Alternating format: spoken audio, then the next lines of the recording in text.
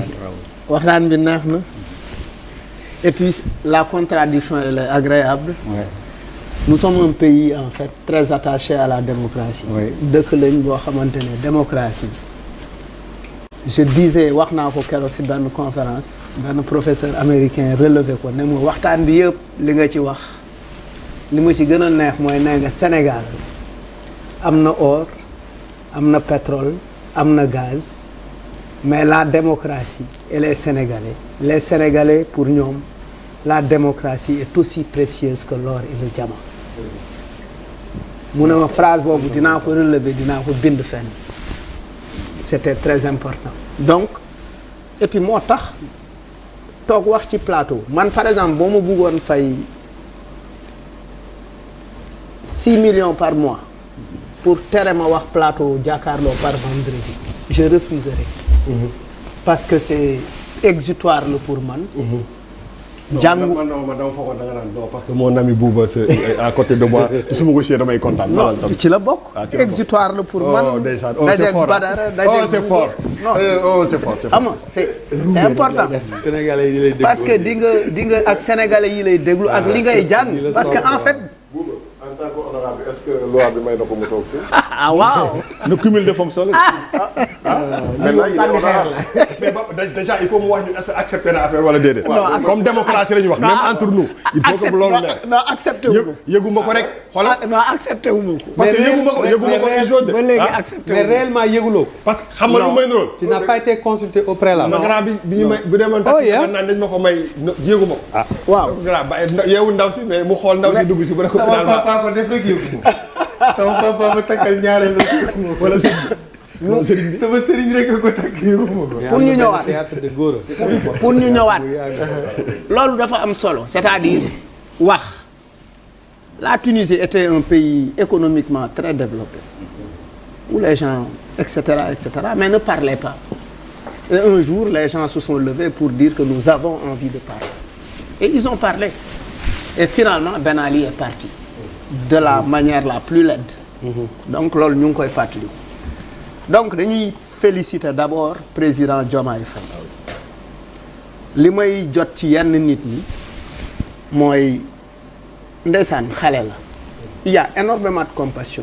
Les gens dañ ko yéene yàlla na attan yenn bi c'est fondamentalement important yàlla na ko attan. Mais bu ñu leen di noter là où je suis pas d'accord avec mon grand. dañ leen di noter sur la base de leurs engagements.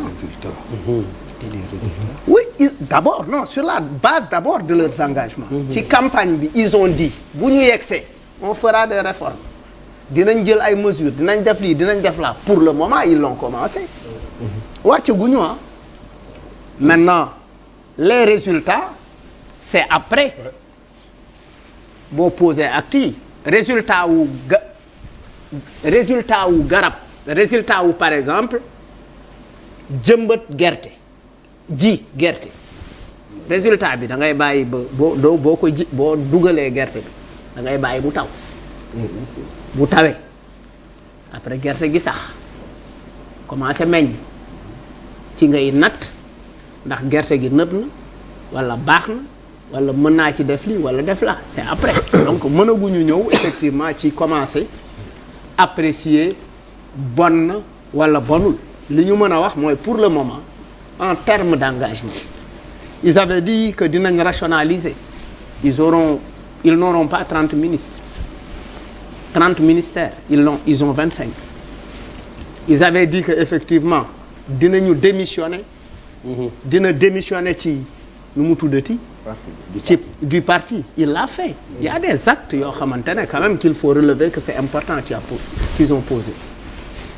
bu ñu fàtte ni aussi ils ont parlé de rupture boo ko wootee mooy tu prépares les gens à t'accompagner aussi dans la précarité pour dire que ça va être très précaire ça va être très difficile parce que dañu jóge ci ay habitudes de gestion jëm ci yeneen xeetu habitude il faut que le peuple soit prêt est-ce que le peuple est prêt amatul taxaw buntu mairie di yóbbu ay ordonnances amatul xaru tabaski maire yi mënatuñu jënd ay xar teg ko di buntu mairie il faut que les populations qui ont voté aussi soient prêtes.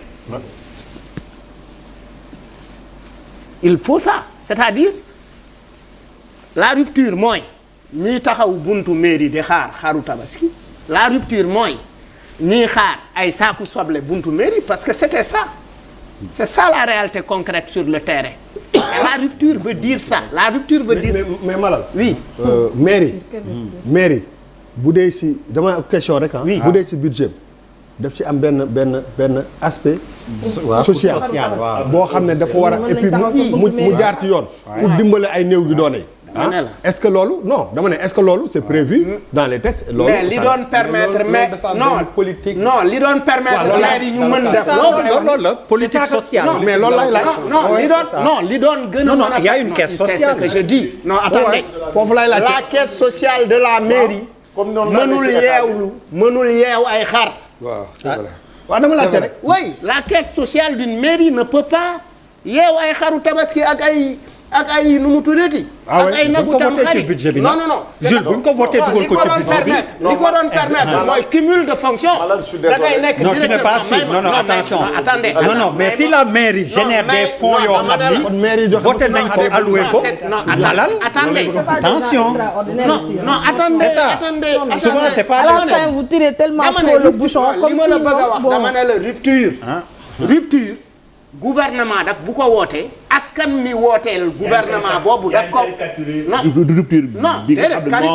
rupture bu ko gouvernement woote askan mi wooteel gouvernement boobu dafa war a gunge gouvernement bi ci rupture. loolu d'accord il ne peut pas perpétuer les mêmes habitudes. Tout à fait. C'est ce que je veux dire. li ma d'accord ci li ñu woote mooy ils ont mis un accent important sur la citoyenneté. Parce que pour prétendre au développement, il faut que le citoyen soit prêt, il faut que les gens soient éduqués, il faut qu'on se débarrasse de certaines habitudes. Et qu'est-ce qu'on fait de leur engagement, Malal? déglu rek.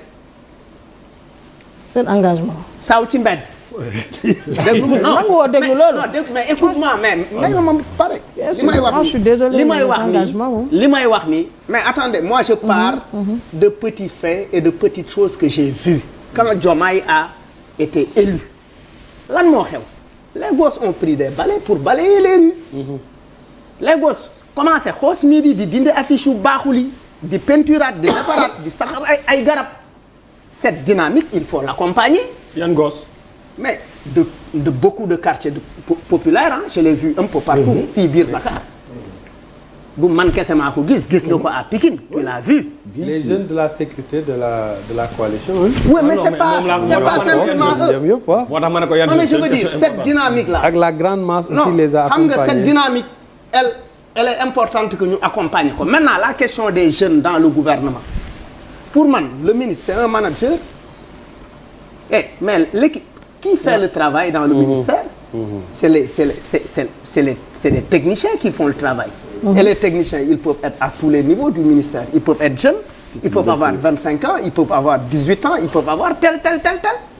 Est-ce que le nombre de jeunes dans ces ministères ne sont pas plus nombreux que, par exemple, les ñi ñu fal ministre, par exemple, te am plus de 35 ans ci li ñuy woowee jeunes. Pour man, c'est une supposition. Non, dama ne. Est-ce que dans les ministres, parce que vous citez le ministère, vous dites que les ministres ont plus de 35 ans. Mais est-ce que dans les ministères, ministères yu bees yi ñu am, bon, je pense que les jeunes sont assez représentés. ci li ma yaakaar. Ils sont conscients de ces enjeux-là. Maintenant nag dafa am loo xamante ne lu am solo la pour man. Il ne s'agit plus ici du projet, il s'agit de la patrie. C'est là où je suis d'accord avec toi. C'est-à-dire, aujourd'hui, ki ñuy jiite, ñi ñu fal, ils ont été élus pour diriger les Sénégalais. Ils ne gèrent plus un parti, ils gèrent la patrie. Loolu am na fu ko Buuba waxee woon. Beneen mbir bi ci topp dañu wax jubal jubanti da nga ciy boole yaxanal yaatal ngir ñu mën a jëm ci naataan parce que la finalité dis-le encore.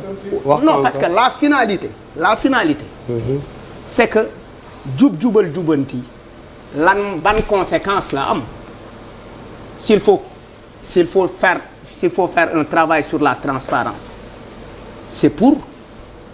S'il faut faire un travail sur la rationalisation, s'il faut faire un travail sur la rationalisation des institutions ou des ressources de l'État, liñ ci jublu mooy effectivement am économie am des ressources yoo xamante ne baax na pour réew mi. beneen affaire bi mooy am na benn affaire bu ñu wax selon ci waxu lanceur d'alerte yi loolu nag mu ngi indi jiixi jaaxa bu bëri protéger les lanceurs